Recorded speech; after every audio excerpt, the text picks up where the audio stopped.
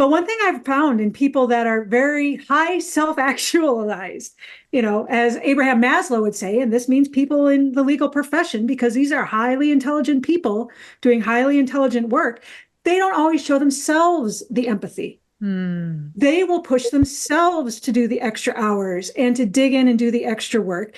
And through that, they're pushing other people in the exact same way they're pushing themselves. So Hmm. the very first thing you can do with this self-reflection is figure out if you're giving yourself the empathy and the compassion that you need. And once you can learn to do that for yourself, or at least get a start on it, you can start to learn how to do that for others. Welcome to the Free Lawyer Podcast. I'm your host, Gary Miles. The Free Lawyer Podcast is designed for the lawyer, entrepreneur, or professional who is in some way unfulfilled, stressed, or stuck and is looking for something better. We will discuss various blocks that limit us from achieving the personal freedom that we all desire, but have not yet fully experienced. And we will give actionable steps to free yourself from them. Are you looking to achieve a new level of success? If so, this podcast is for you. Hey everybody, welcome to today's episode of The Free Lawyer. And I'm so happy to have you all with us today for really a dynamite but unique episode. Today we have two guests, Isabelle Fortin and Melissa Robinson-Winemiller. They're both experts in building teams, creating a more empathetic work environment. And many of you know, I don't know how many lawyers I speak to who tell me how toxic their work atmosphere is and how important empathy is not only among their colleagues, but with their clients. So we're going to talk a lot today about team building and leadership and the role empathy can play in our law practices. So Isabelle and Melissa, thank you for joining us today. Thank you for having us. Yeah, this is fantastic. Thank you. Thank you. So before we get started, really, Isabelle, would you tell us just a little bit about your background and your journey and what you do today? I sure can. So right out of high school, I was in the military for a decade. And when I transitioned to my civilian life, the first thing that I noticed is the lack of team congruency. And it took me a long time, and I studied this for a long, long time to figure out what was the problem, what made military teams so efficient and civilian teams not so much. And that's what I do for a living now. I'm a team leadership strategist. That's fantastic because there is such teamwork in the military. And Yes. I know in law firms, that's often lacking. So Melissa, how about you? Tell us about your journey and what you do today. You bet. So I was actually a career musician for a long time and a university professor. I played in orchestras and I did that sort of thing. And I was pushed out of my position by unempathic leadership, which just tanked a 40 plus year career. So at that point, I tried to decide, what do I do with this mess? And I started trying to figure out what had happened, which led me to empathy and EQ. So I'm currently working on a second doctorate in interdisciplinary leadership, specifically looking at empathy. But I was really excited to have been asked to be on your show with Isabelle, because I actually did a year in law school when I was trying to figure out what I was going to do. And in 1 year, I looked around and said, there is no way I can fit into this culture. I can't do it. And I mean, it was fine. I was in the top third and it was a top tier law school, but I just knew there was no way. So the fact that we're actually talking about culture within the legal field and people that have been there and done that is really fascinating for me. Yeah, we've often talked about, Melissa, that competition is so emphasized in the legal profession. It begins in law school because you're competing against all your classmates to get a higher class ranking. Everything's on the curve. So you have to beat the person sitting next to you. The higher your rank, the better the job. And then you go in your law firm with 10 associates in your class and you're competing with them to make partner. And of course, you're in competition with the lawyer on the other side of the case. It's a whole culture built on competition instead of collaboration. And it can create a lot of stress. And I know you talk a lot about EQ, Melissa. Tell me what that means and what it looks like. So if you're going back to a basic definition, it is the ability to perceive, express, and regulate emotions. And this goes back to an article that was actually first published in 1990. And the whole point was to actually look at these, what they call soft skills, within the realm of business, within the realm of organizations, and that the ability to perceive and regulate emotions is actually part of this skill set. So if you're talking about any position in any field, you're going to have critical thinking, you're going to have technical skills, the ability to research, the ability to effectively argue and zealously defend your client, whatever it is. But these soft skills, or what are called soft skills sometimes, are just as important as any of these technical skills, because any organization is based on people. It's people dealing with people. So I actually prefer not to call them a soft skill or a durable skill or a power skill or any one of the zillion things that other people call them. I much prefer to say they're a skill in the same set as all the rest. Right. And in law, I've had so many experiences. I've been practicing for 45 years where I'll be having a conversation with another lawyer and I'll say a few words. He'll interrupt me. He'll raise his voice. I'll be patient and wait. I start talking, he interrupts me again.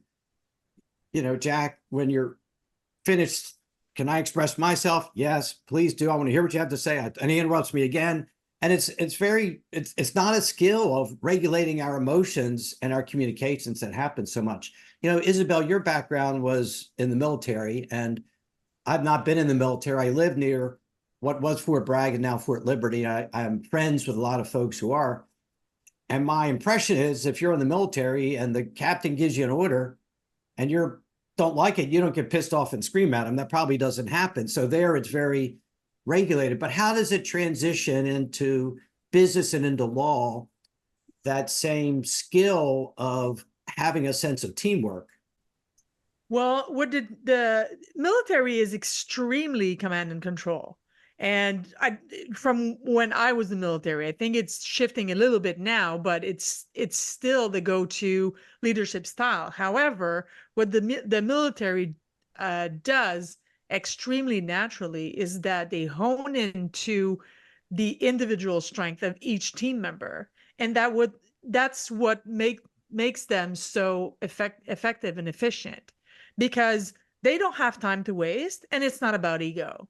Are you better at doing this than the other person? Yes, then you get that job. That's it.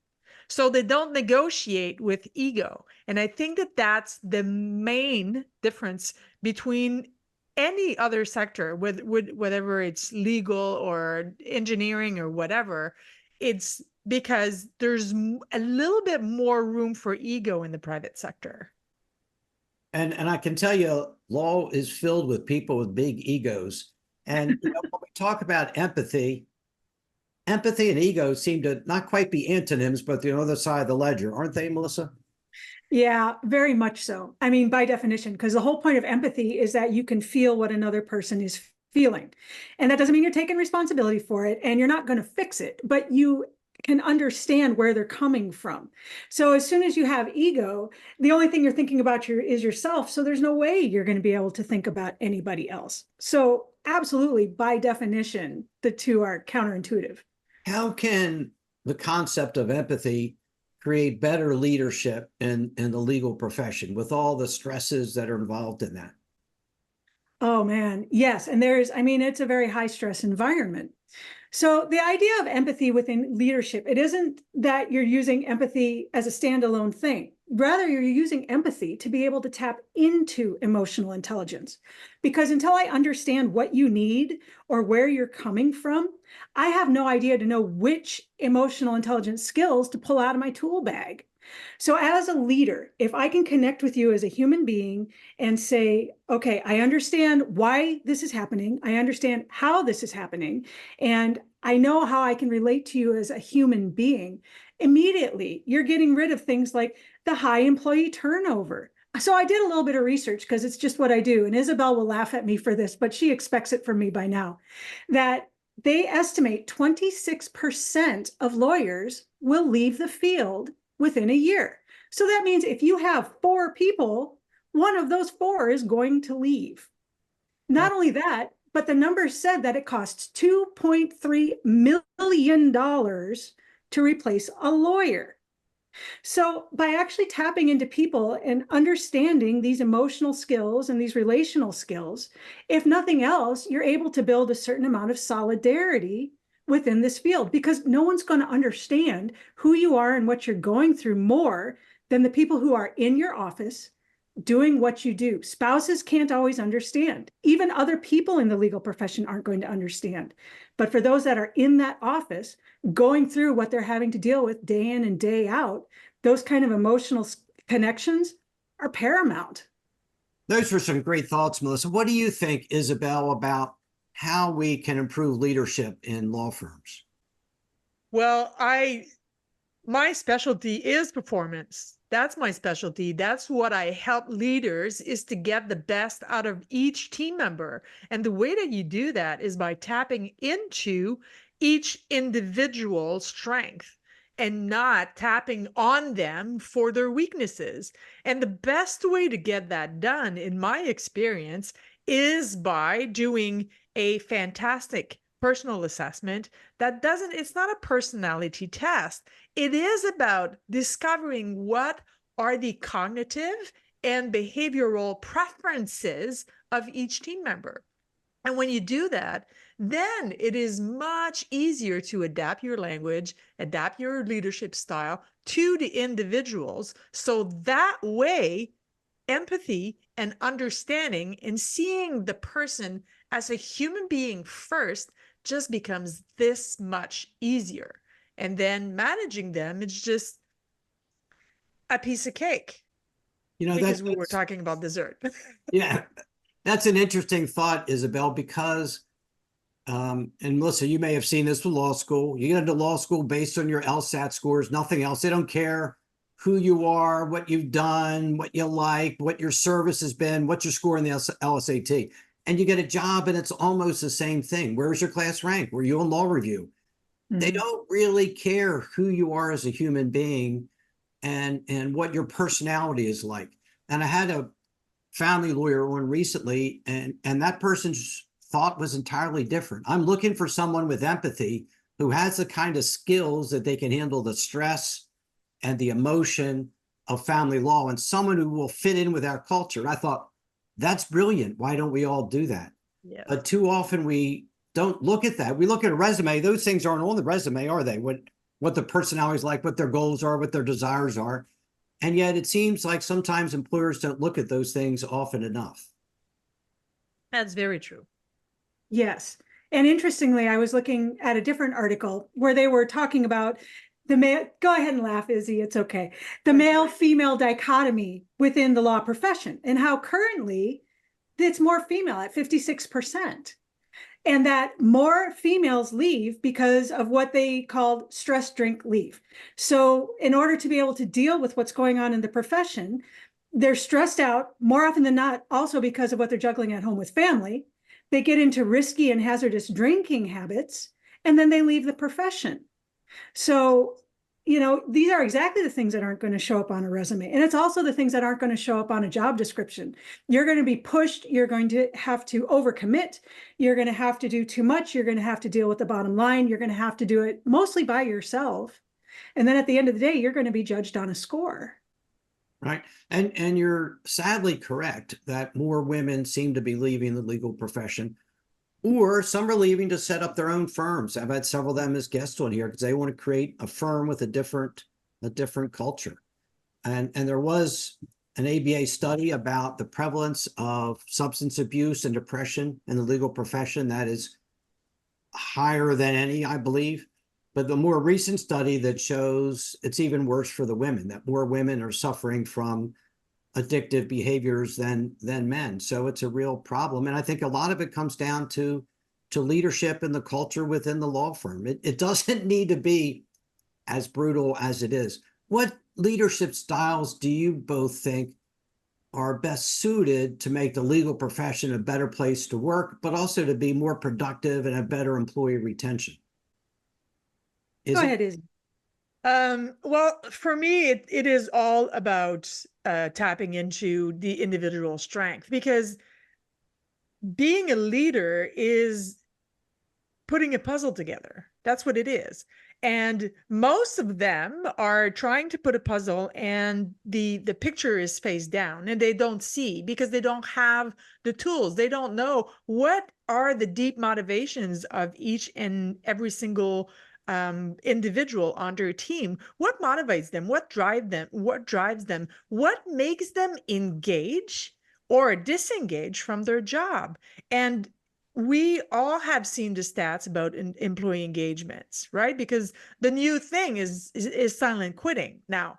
So by tapping into that, then it's like putting the right side up, the puzzle right side up, and now you can actually give the right task to the right person. If you naturally, as human beings, if you feel that you are contributing, because that's what we want to be seen, we want to be heard, we want to be valued. But that's not narcissism. This is because we want to contribute. We want to be part of something bigger than ourselves. And we can do that alone. I do believe that teams are built one person at the time. And that's the leader's jobs, to get to know each individual and not know what their favorite color and their spouse's name is, but how do they function in the world? Right. And when I analogize to sports, like I'll just pick baseball, the manager always knows the specific skills of each player. When he Yes. needs someone to steal a base, he has that guy batting so he can get on first and steal second. When he needs a home run, he brings in the big, strong guy. When he Yes. needs an out, he brings the closer out of the bullpen. Everybody has a role, and the good manager knows the role of everybody, but that doesn't seem to happen so much in law. You use the term silent quitting. Explain what that means and how and why it's prevalent today. Well, I'm guessing Melissa has more information on this. So if you don't mind, I'll pass the buck to her. Sure, Melissa. Sure. So the point of quiet quitting is that people are staying in the jobs to keep a paycheck, but they are completely checked out. They're totally disloyal, and they're basically doing the absolute minimum just to get by. And this seems to be showing throughout different careers and professions. So we're not just talking about, people doing the lowest level office drones, but this is permeating society and organizations. And it appears that it's only going to get worse as some of these younger generations come up into the workforce. And so why is it more prevalent today? Why is that happening, that folks feel like that and respond that way? Because they feel like a cog in a machine, because they don't have this kind of human connection, keeping in mind that with company culture, it all drips down from the top. So if you have leadership that isn't showing the people below them that there is this human connection, then those people have nothing to lead by through example, and it's dripping all the way down. So by the time you get to different levels, these people feel that they have no loyalty, they have no skin in the game. This is a company or an organization or a practice that would be happy to cut them at any minute if they were more of a liability than an asset. And they figure, why? It also leads to the prevalence of the job hopping phenomenon that's going on. Because whereas it used to be people would get into a job and be loyal for an entire career, now you might have, I think I had read, it was like people will have between 15 and 20 jobs within a career span. And even 30 years ago, that was unheard of. But they have no loyalty, because why should they? They're not treated in any way that would create loyalty. That comes from both sides. Yes, that makes sense, Melissa. I might be a dinosaur or whatever, but I joined my firm July 6, 1982, and I'm still affiliated with it today. And yet I talk to lawyers and I look at their LinkedIn page before I talk to them, and I see they've been practicing 7 years and they've been with 6 different law firms. And that's not a criticism of them, because Nope. it's very common, as you say. And I think a lot of it has to do with the fact that they don't feel valued where they are. And as a result, they lose motivation, they lose fulfillment, and they don't feel engaged or energized. What's the solution to that, Melissa or Izzy? How do we make our staff feel more motivated, more part of a team, more fulfilled in what they do? I think that Melissa and I have the same answer to this question, and it's about tapping into the humanity of every individual. because this isn't 1973 anymore. A boss can't walk in the conference room tables, punch the conference room in and the table, I mean, and just say, this is the problem, this is how we're going to fix. It doesn't work this way anymore. Human beings need more than we did even 20 years ago. The world has changed so much, even in the last 20 years. So it is about humanity. It is about being seen, being valued, being respected for who we are, so we can show up and contribute. That's my take on it. What are your thoughts, Melissa? Well, and in adding to that, so I've actually been doing some kind of informal case studies out in the field because I want to know how this works. I want to be able to see it. And what I'm finding is that just by making contact with people, by actually saying, yes, I see you, you are heard, you are valued, and just getting out of the office and talking to people, not a big deal, like 20 minutes a day, making like a doctor making rounds, you're just making rounds, that some of the people that I have been working with have been able to change culture within an organization in 10 to 20 days. People are hungry to be treated like humans.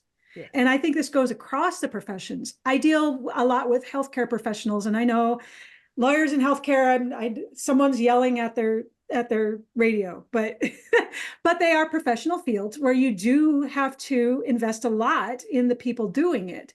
And there is very high stress and, a high rate of return. And in just being able to reach out and touch these people and make this work, it can go to the higher professions or the other professions, business organizations, not profit, academia.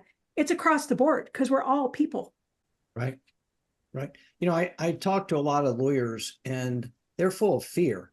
They're afraid to talk to their supervisor or their managing partner. And you may know that what I do professionally is to mentor lawyers. And often the greatest gift I can give them is an empathetic listening ear without judgment, because they're so afraid to go to their boss and say, I'm struggling. I don't know how to do this. I'm confused, because they're afraid they'll be viewed as worthless and kicked out the door or treated somehow wrongly. How can we change that culture so that people are comfortable in speaking to the powers that be openly and with a sense of being motivated to improve rather than judged and rejected? Go ahead, Isabelle. Oh, thank you, hon. I was going to say, I think it's going to take another generation. I think that whoever are at the head of all of the big law firms everywhere in the world are, I don't want to say it's too late, but I'm going to dare to say it might be too late. Because like Melissa said earlier, it has to start by the top. It has to start by them. And I find that most of these leaders are so disconnected from their employees, but also disconnected from reality.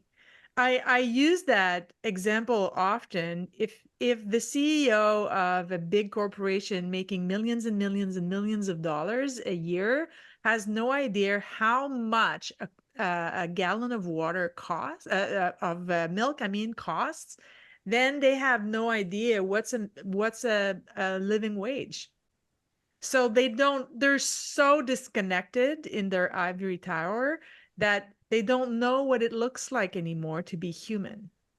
Mm-hmm. Yeah. And I'm not sure that we can change them. I'm really not sure. They would have to be extremely willing, and we would have to find a way to show them that by doing so, by being more engaged, they would get even more profits, or benefits, or both. I'm not exactly hopeful in regards to that. I think it's the following generation, we can do something with them. That's my answer. What are your thoughts, Melissa? I think that what Isabelle says is correct. Because if you're looking at, how people learn, there has to be two things present. First, they have to recognize that there's a gap in the knowledge. And then second, there has to be a desire that's enough to overcome that gap.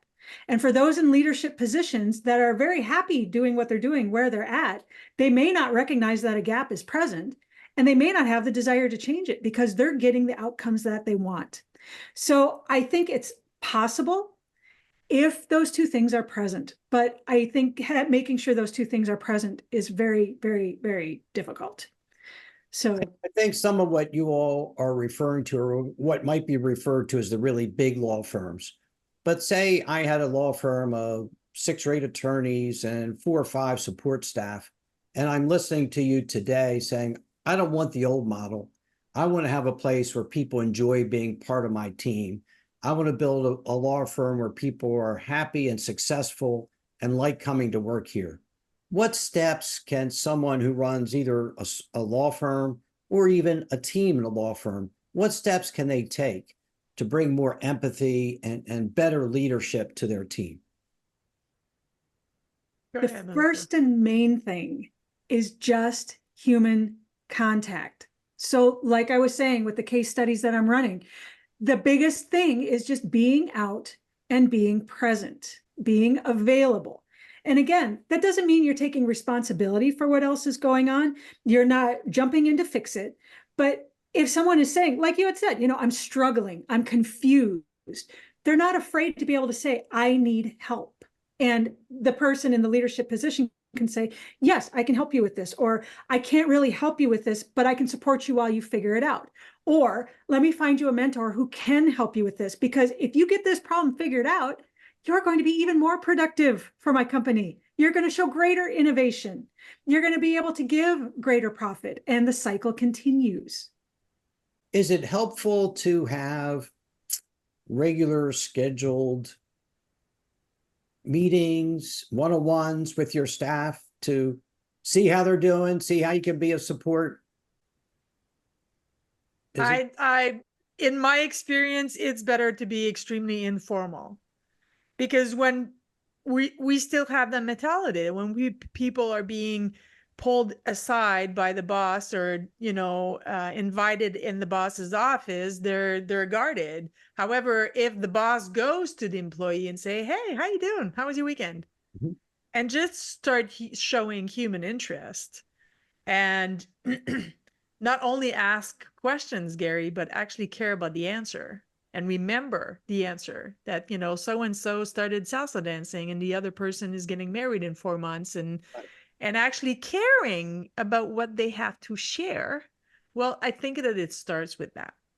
Yeah, one of the things that I think is important is to know not only what the employees' professional goals are, but what their personal goals are. Yes. Maybe you're active in a charity that's very important to you. What can we do to help support your activity there? Do you need time off to help coordinate something? Can we make a contribution? Or you're training for a marathon? Is there some adjustment you like to your schedule when you have a training day that you come in, something like that, to really support their personal goals as well? And in great teams, Gary, employees are allowed to do at least these 2 following things. A, they're allowed to ask questions. And B, they're allowed to share ideas, even if the idea looks dumb to begin with. But here's the kicker. They need to feel safe to do both without judgment and without being bullied. Yeah, I think that's the biggest problem, is folks perceive that it's not safe to express their feelings or to voice a thought. They may be safe, but they feel like they're not. Exactly. And that feeling is what's so important. Melissa, I know you've authored a book called Empathetic Leadership, The Empathetic Leader. Tell me about that book, and for anyone who's listening today, how it might be of service to them. Absolutely. So yes, this book pre-order is now, but it will be officially coming out in September. And the reason why I wrote it is I got really tired of seeing these books that are like, change your leadership in 4 easy steps, or, become a better leader in 7 days, or this kind of thing. And I wanted to actually be able to lay out what this is, how it works to be able to tap into EQ skills via empathy, and how this actually can raise innovation. It can raise productivity. It can ultimately raise profit. And I think that even for the most profit-minded, bottom line centered person, which in my understanding, a lot of law firms can be, whether small or large, the understanding that being able to tap into these EQ skills to bring the best out of your employees is what's going to lead to better profit. We all win when this is available. So in this book, I talk a little bit about what happens when there isn't empathy, some of the horrible things that can happen when employees aren't treated with empathy, but also how you can employ it, because I believe it's a teachable skill, just like any other skill that's out there. There's a lot of debate about whether empathy can be taught. As an emotion, probably not. But the good news is, statistically, 93 to 95% of the human population already has it. So it's not a question of learning it, it's a question of learning how to practice it. I think that's really true. I think lawyers are known for being problem solvers. And I think I shared with you all offline that I have the trouble with my wife when she's under incredible stress from her job of trying to fix the underlying problem that calls stress. How can we handle this? What could you do at work to not, instead of listening to her emotions and empathizing with them? And I know for me, a lot of it has to do with changing my focus, making my goal not to solve her problem, but to listen to her in an understanding way. For the person who's listening today, who this strikes a chord with, he or she feels like, I haven't been very empathetic. I've been very bottom line driven. How many hours have you billed? But I want to do better. I want to change how my team responds to me. What do you suggest that person do? What are the initial steps that person takes where he's open to doing better at being a leader, a more empathetic leader? So the very first step is self-reflection. And if you're already saying, yes, I can do better at this, I can have better at that, I need to reach out to these people in a different way, you're already starting that process of being able to look inward and say, okay, maybe I'm not being the best version that I can be for my people. But one thing I've found in people that are very high self-actualized, as Abraham Maslow would say, and this means people in the legal profession, because these are highly intelligent people doing highly intelligent work, they don't always show themselves the empathy. They will push themselves to do the extra hours and to dig in and do the extra work. And through that, they're pushing other people in the exact same way they're pushing themselves. So the very first thing you can do with this self-reflection is figure out if you're giving yourself the empathy and the compassion that you need. And once you can learn to do that for yourself, or at least get a start on it, you can start to learn how to do that for others. That's nothing short of brilliant, and very insightful, truly, because lawyers are very driven, and they're competitive, we talked about, but they often look at the person around them and say, wow, that person's doing a great job, but they're so hard on themselves. There's so much imposter syndrome and self-doubt and self-criticism and perfectionism. They run rampant in the legal profession. And there's so many people who are good team members and highly successful, but they're so hard on themselves. And showing empathy to ourselves as a starting point is so important, because how can I be empathetic to someone else if I don't show a little grace to myself? Izzy, what are your thoughts? How could someone listening to you today who wants to have better leadership in his or her team, manage that team better, what are the first steps she should take to start doing that? When people work with me, the first step is their own personal assessment. And it goes along with what Melissa was just saying, because if you don't even know how you show up in the world, what is your leadership style? How do you deal with high pressure, challenges? How do you interact with people? What are your deep motivations? What are your cognitive and behavioral preferences? So it starts with that, because when you know yourself, then it's easier to adapt. And the second step is to do the same assessment for your team. And so that way it becomes easier to adapt yourself to the other person. And it's not a lack of ethnicity, because I hear that very often. Yeah, but if I adapt myself all the time, I'm not showing up as me anymore. But that's not true.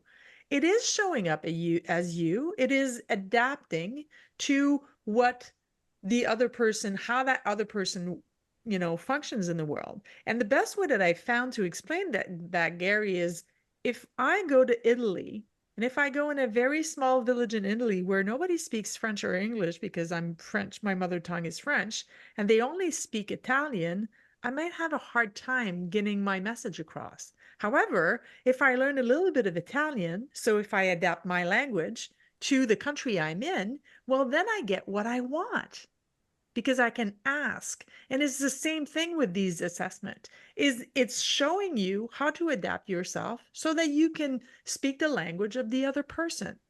And after that, it's just putting it in practice and using empathy and using EQ.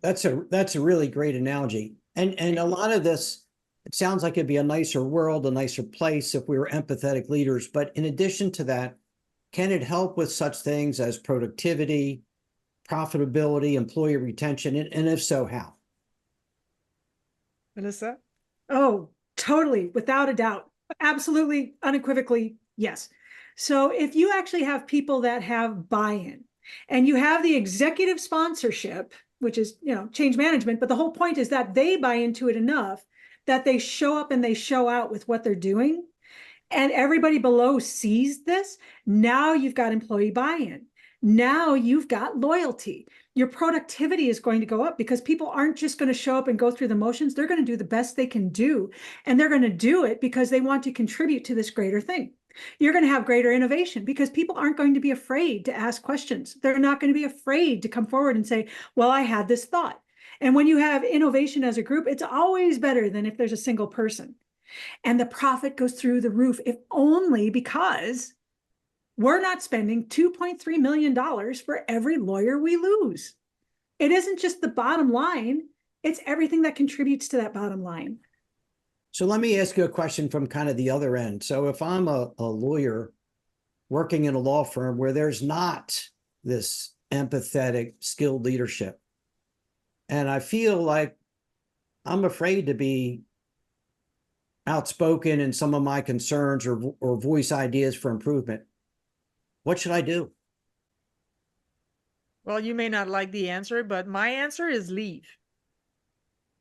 Because, well, it depends on every single individual, but my life is going to be too short to waste my time, my energy, my stress, my value, and my unique abilities on somebody else's bottom line. So maybe doing a better job when we interview for a job, maybe doing a better job as the candidate to ask not only what are the benefits and what's the pay and what's expected, but what's a superstar here? Someone who doesn't make it, what do they look like? So that way, but just by these two questions, you get to know the company culture before taking the job. But, it might be an unpopular answer. Well, I think it makes sense. I know I talked to a lot of attorneys about figuring out what your values are in your career and what you're looking for, because too often we come out of law school, and if we've done really well in law school, we'll take the most prestigious, highest paying job, and we get there and we realize we're not happy. That's not really what we wanted. And it seemed like the right thing to do at the time, but it really ends up not being. And so I say, think about what's important to you: independence, autonomy, how many hours you work, what are your values about what you're looking for, and then let's create that wherever that is. Mm-hmm. Yeah. If I can add to that real quick, please do, Melissa. Because I think what Isabelle is saying is absolutely right. But I do think there's two different kinds of situations. So if we're talking about the culture where it's just malignant and it's not going to get better, then yeah, she's absolutely right. Cut your losses and go because life is too short.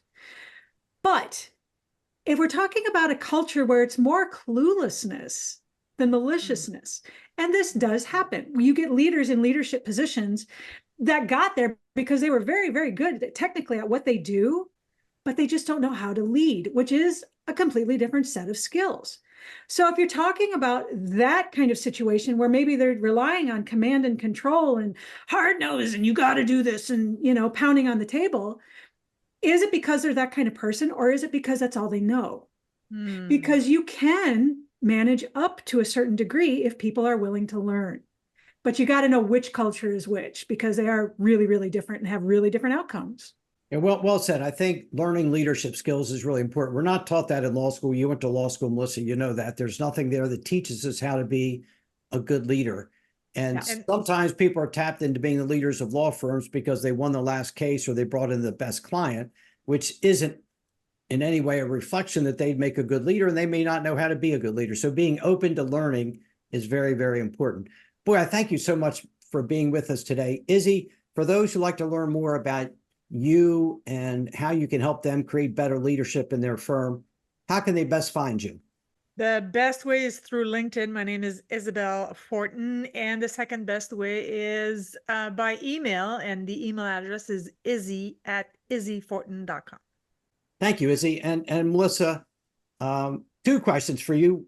How can they pre-order your book, and how can they best find you?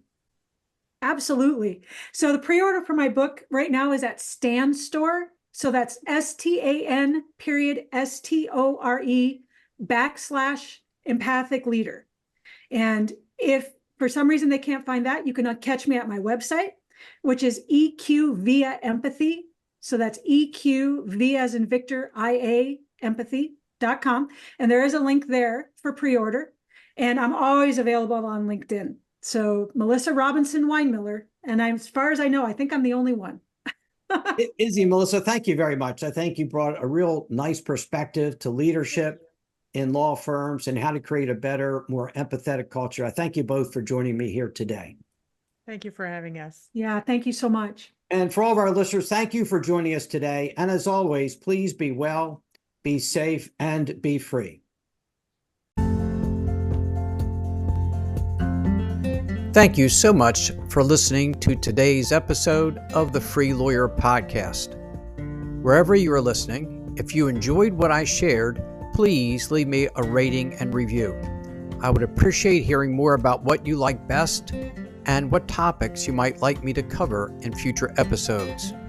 If you are interested in experiencing a more fulfilling and a more successful life, please contact me at www.garymiles.net, where you can schedule a free discovery call with me so I can learn more about you, your challenges, and your dreams.